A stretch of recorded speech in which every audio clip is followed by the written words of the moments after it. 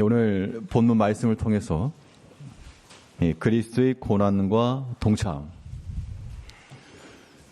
그리스도의 고난과 동참이라는 제목으로 하나님의 말씀 증거하겠습니다.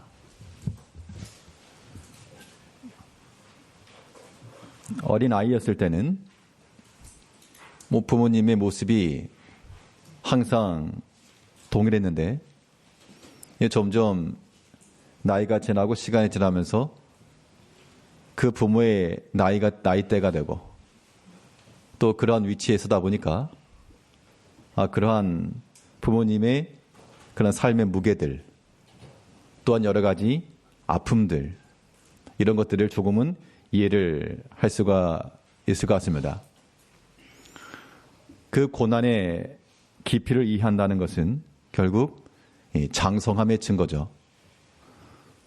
자녀들이 부모의 고난을 이해한다는 것은 그만큼 경험을 통해서 부모를 알고 자랐다는 뜻이 될 것인데요.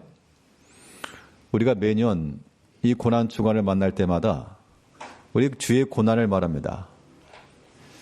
그리스도의 고난을 말하는데 과연 그 의미가 무엇일까?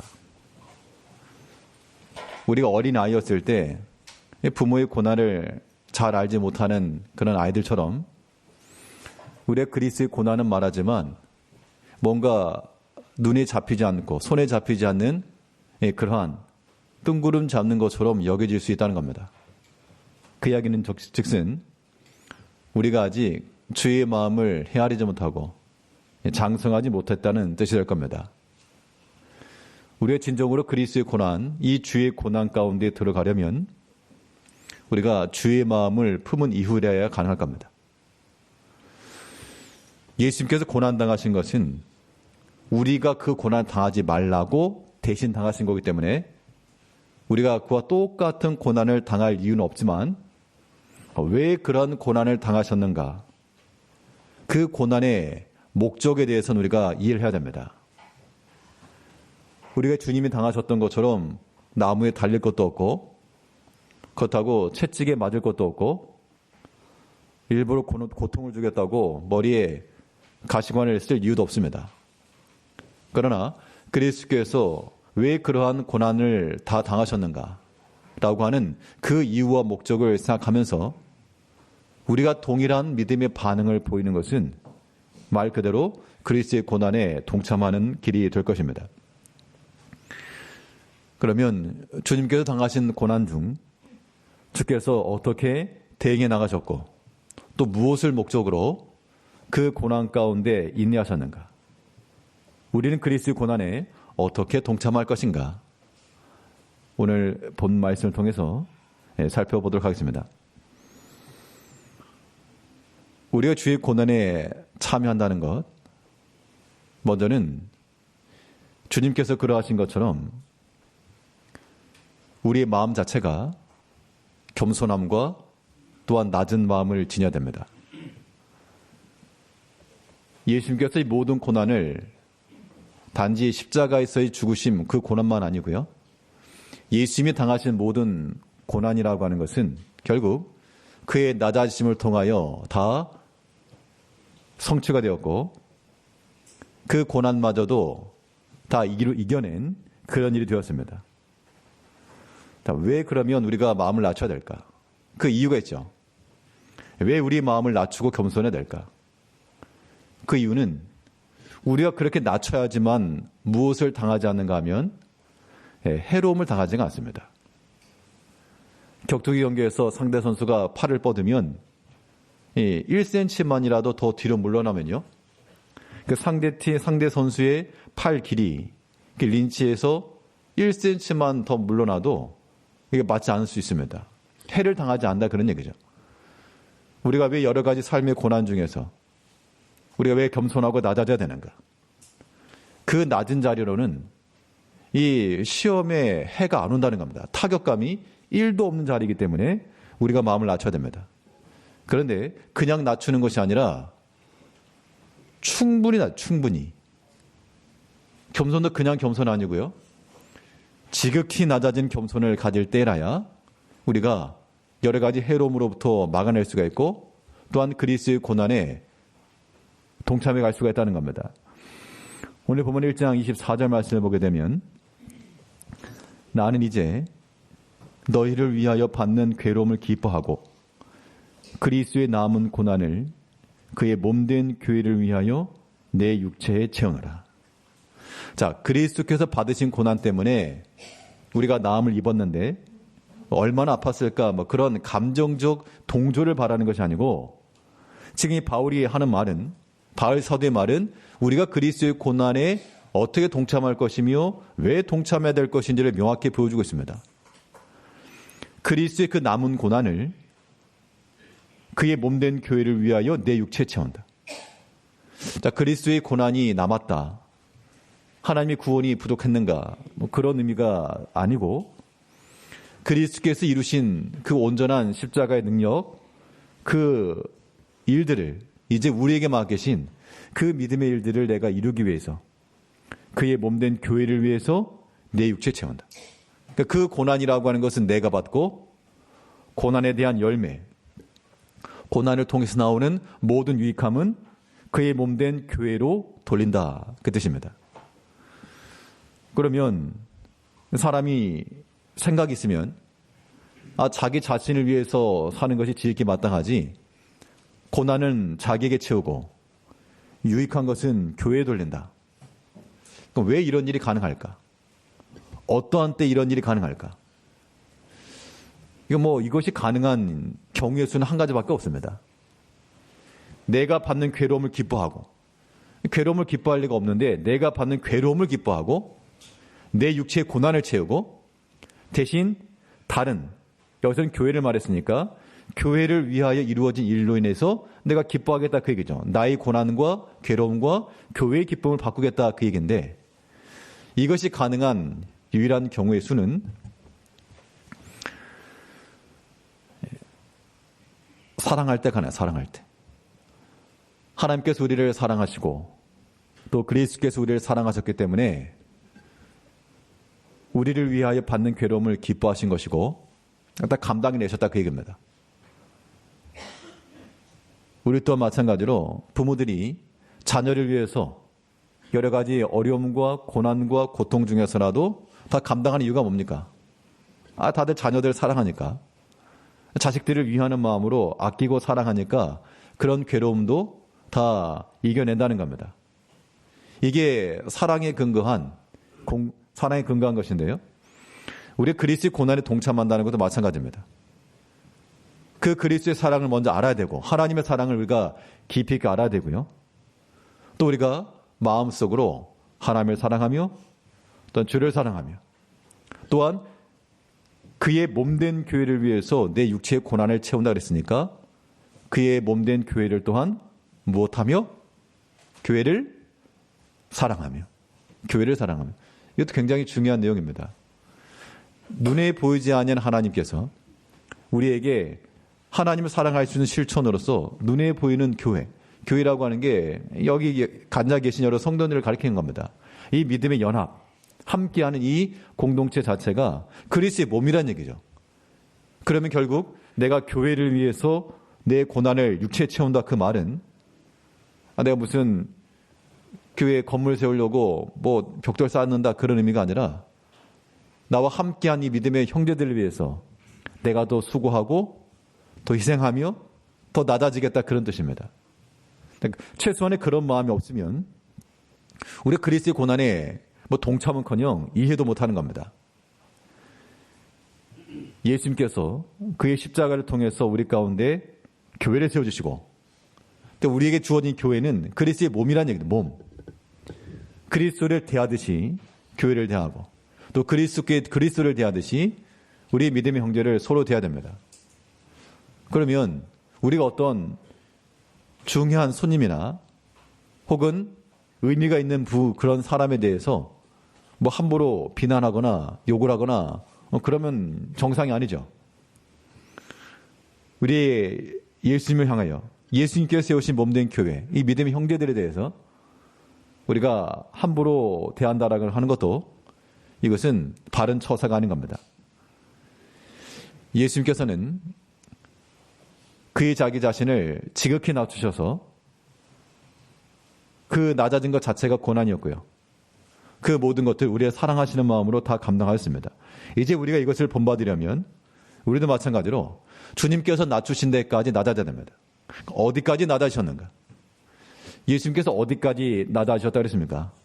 예, 지극히 낮아지시되 죽기까지. 그 죽음의 자리가 어디죠? 죽음의 자리가 십자가 아니에요. 십자가. 그 십자가까지 낮아졌으므로 우리가 그리스도의 그 고난에 동참하려면 우리 모든 성도님들도 그 십자가 자리까지가 낮아져야 됩니다. 우리 빌립보 2장 8절 말씀에 사람의 모양으로 나타나사 자기를 낮추시고 죽기까지 복종하셨으니 곧 십자가에 죽으심이라.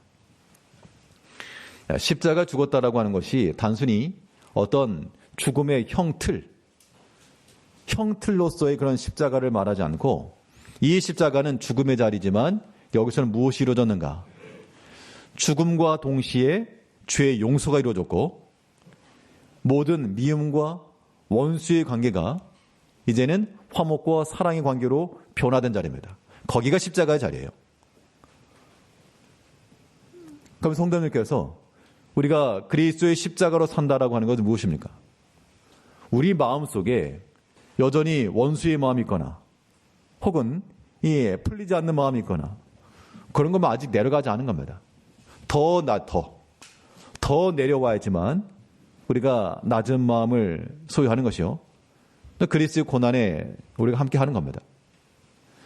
결국 우리가 마음을 지극히 낮춘다는 것은 무엇과 같은 말인가 하면 그 원수되었던 자를 화목자로 사랑하는 자로 변화되기까지의 기다림의 과정인 겁니다. 그래서 우리가 충분히 낮아지시되 언제까지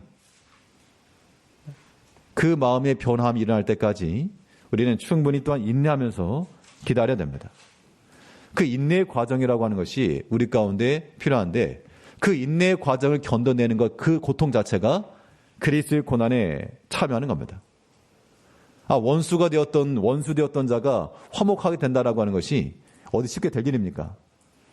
그 일이 이루어지기까지는 우리의 더 낮은 자세, 더 깊은 사랑, 더 오래된 기다림, 이런 것들이 반드시 수반이 되어야 됩니다. 오늘 본문 21절, 22절을 보게 되면 전에 악한 행실로 멀리 떠나 마음으로 원수가 되었던 너희를 이제는 그의 육체의 죽음으로 말미암아 화목하게 하사. 그러니까 그리스도께서 우리를 위해서 받으신 고난이라고 하는 것은 전에 원수되었는데 그 원수되었던 자가 이제는 화목하게 되었다. 원수되었던 자를 화목하는 자가 되게 하기까지 기다림과 인내함과 마음의 낮춤, 이게 그리스도의 고난에 참여하는 길입니다. 우리 마음속에 사랑함이 없다, 그런 비난을 누가 합니까? 우리가 우리 자신의 마음을 돌이켜보고요. 주님께서는 원수되었던 우리를 먼저 용서하시고 또한 우리까지 낮아지셔가지고 화목하게 하셨다 그랬습니다. 이런 일들이 우리 가운데 이루어지려면 우리는 예수님이 아니니까 십자가에 죽는 건 아니죠. 어떻게 우리가 적용시킬 것인가 하니 특별히 그리스도의 교회 내에서요. 믿음의 형제들에 대해서 우리가 이러한 모든 인내의 때를 가지고 기다려줘야 됩니다.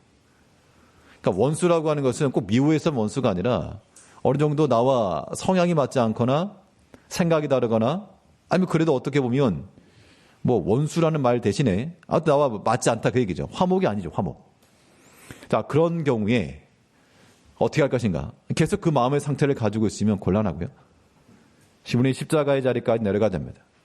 우리 마음의 불편함과 막힘과 원수됨과 이것을 그리스도의 십자가에 가지고 바꿔야 돼요. 이것을 용서로 바꾸셔야 되고요.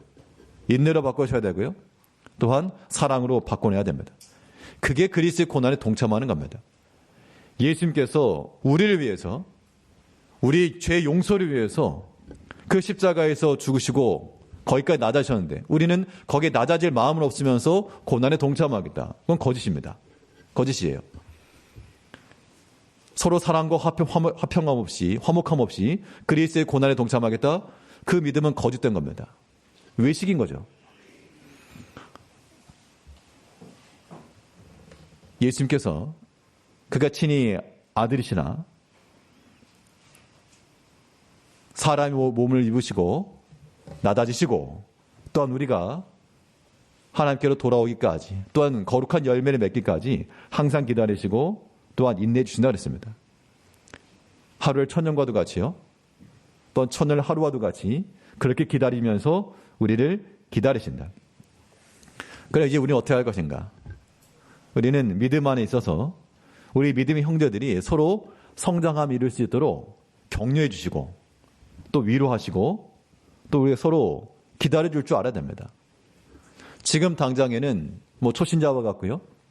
지금 당장에는 믿음이 없는 그러한 행실을 보일지라도 그것 가지고 우리가 정죄하는 것은 정말 아마추어적인 그런 모습인 겁니다. 내 기준으로 봐서는 그렇지만 하나님께서는 다 똑같아요. 아마도 그러실 겁니다. 그러는 넌. 자, 그런 평가를 받을 때 우리가 어떤 마음을 지녀야 되는가 하니 우리가 마땅히 먼저 믿은 자로 혹은 더 많은 경험과 지식을 따라 우리가 어떤 권위를 가지고 주장할 수 있으나 그러나 성경은 뭘 말합니까? 그게 낮은 마음의 자세가 아니고 열매를 맺으려면 그러한 권위를 가지고 권위를 주장할 것이 아니라 도리어 너희 가운데 유순한 자가 되고 또한 겸손한 자가 되어 그 형제가 자라기까지 좀 기다리고 인내해 줘라. 그것이 우리에게 주어진 교훈인 겁니다. 바울은 말하기를 그 고린도 이 데살로니가 교회에서 그 교인들이 잘 되기를 바랬죠. 근데 어디 한순간에 변화가 일어납니까? 그때 내가 그렇게 숱하게 말하고 가르쳐도 변화가 안 되느냐? 하나님의 말씀 어떻게 귓등으로 들었느냐? 그렇게 말하면서 그렇게 채찍을 찔한 게 아니고 마땅히 그렇게 사도의 권위를 가지고 말할 수 있었지만 그러나 바울은 어떻게 했다 그랬습니까?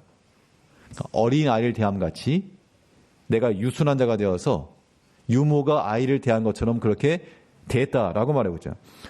우리 데살로니가전서 2장 7절 말씀을 보게 되면 우린 그리스도의 사도로서 마땅히 권위를 주장할 수 있으나 도리어 너희 가운데서 유순한 자가 되어 유모가 함같이 뒤에 보면 유모가 기름같이 그게 됐죠. 그러니까 사도의 사도적 권위를 가지고 보니까 사도의 위치에서 보니까 아직 만들어지지 않았다는 겁니다. 오랫동안 말씀을 듣고 교회 생활한다 해도 아직 변화되지 않는 모습을 보면서 마땅히 주장할 수 있으나 사도의 권위를 따라 그런데 그렇게 하면 감당을 못할 것 같으니까 도리어 너희 가운데서 내가 유순한 자가 되었다. 그러니까 유순하다라고 하는 것은 무엇이겠습니까? 사도로서의 어떤 권위를 가지고 어찌 그리 하는가 라고 그렇게 말할 것에 대해서 좀 유순한 말로서 또 온유한 그런 표현으로서 대해주었다 그 얘기입니다. 어린 아이들이 이제 아장아장 걸어가는 아이들이 뭐 어떻게 뛰어다니겠으며 뭘 하겠습니까? 그 아이를 대함과 같이 그럼 언제까지 기다려야 됩니까? 그렇게 말씀하실 수 있는데요. 그것도 교만인 거예요. 하나님께서 만일 그렇게 말하는 우리들에게 이렇게 똑같이 말씀하시는 거예요. 너나 잘해라. 그러는 너는 언제까지 기다려야 됩니까? 그렇게 말하는 우리 자신은 변화되지도 않고 열매를 맺지도 못하면서 그러면 곤란한 거죠. 그렇기 때문에 우리가 피차간 어떤 결실치 못하는 그런 모습을 보게 되면 거울 치료. 나의 모습을 본다라고 생각하고 우리가 유순한 자가 되어서 말도 온유하게 하고 행실도 온유하게 하여. 이게 그냥 온유하냐 그런 의미가 절대 아닌 거죠. 마땅히 사도로서의 권위를 주장할 수가 있으나 그러나 인내해 주었다 그 얘기입니다. 예수님께서 그의 제자들을 데리고 다니시면서 예수님이니까 탁월한 리더십을 가지고 제자들 훈련을 시키셨겠죠.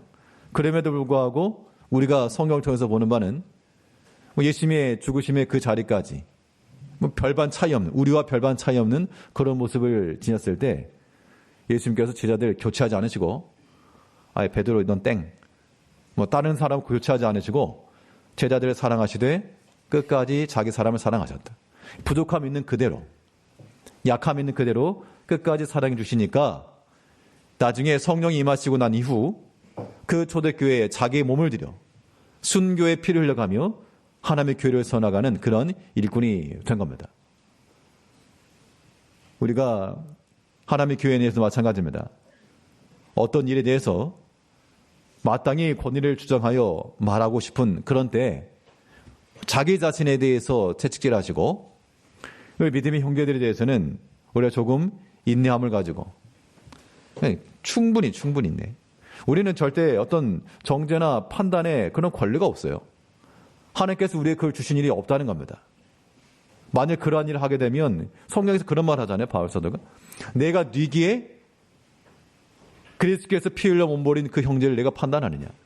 그가 비록 약한 자건 강한 자건 믿음이 있건 믿음이 부족하건 내가 어찌하여 그리스도께서 피 흘려 죽은 그 형제를 대해서 판단하느냐. 그럴 자격 없는 거야. 자기 자신을 돌아볼 것이요. 또 우리가 그의 몸된 교회를 위하여 그 형제들을 위해서는 바울이 그랬던 것처럼 어떻게 해요? 유순한 자가 되었어. 유순한 자가 유모가 아이를 대할 때 막 때리고 그러면 그 뉴스에 나오는 겁니다. 학대했다고. 이제 우리가 좀 더 인내하며 기다릴 줄 알며 깊은 인내를 가지고 그 마음의 자세를 낮춰 나가는 것. 이것이 우리가 그리스도 예수 안에서 그의 고난에 동참하는 길이요. 또 은혜를 얻는 길이 되는 겁니다.